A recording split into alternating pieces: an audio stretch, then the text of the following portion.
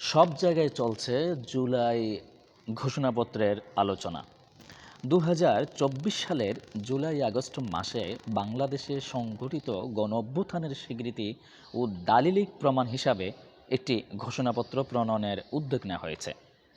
এই ঘোষণাপত্রের মাধ্যমে জনগণের ঐক্য, ফ্যাসিবাদ বিরোধী চেতনা এবং রাষ্ট্র সংস্কারের আকাঙ্ক্ষা সুসংহত করার প্রচেষ্টা চলছে।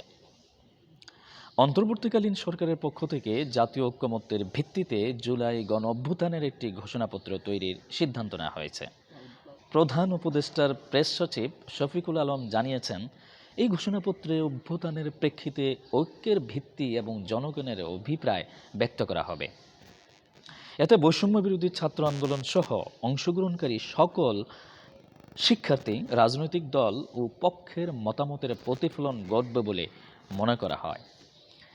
বৈষম্য বিরোধী ছাত্র আন্দোলন ও জাতীয় নাগরিক কমিটি ৩১ ডিসেম্বর কেন্দ্রীয় শহীদ মিনারে জুলাই বিপ্লবের ঘোষণাপত্র প্রকাশের পরিকল্পনা করেছিল।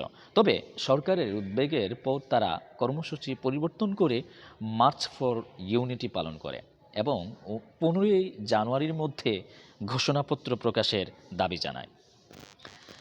ঘোষণাপত্রে ১৯৭১ সালের মুক্তিযুদ্ধের চেতনা এবং ২০২৪-এর বিপ্লবের চেতনা, সাম্য, মানবিক মর্যাদা ও সামাজিক সুবিচার সহ নতুন রাষ্ট্র বিনির্মাণের জন আকাঙ্ক্ষার প্রতিফলন ঘটবে বলে মনে করা হচ্ছে।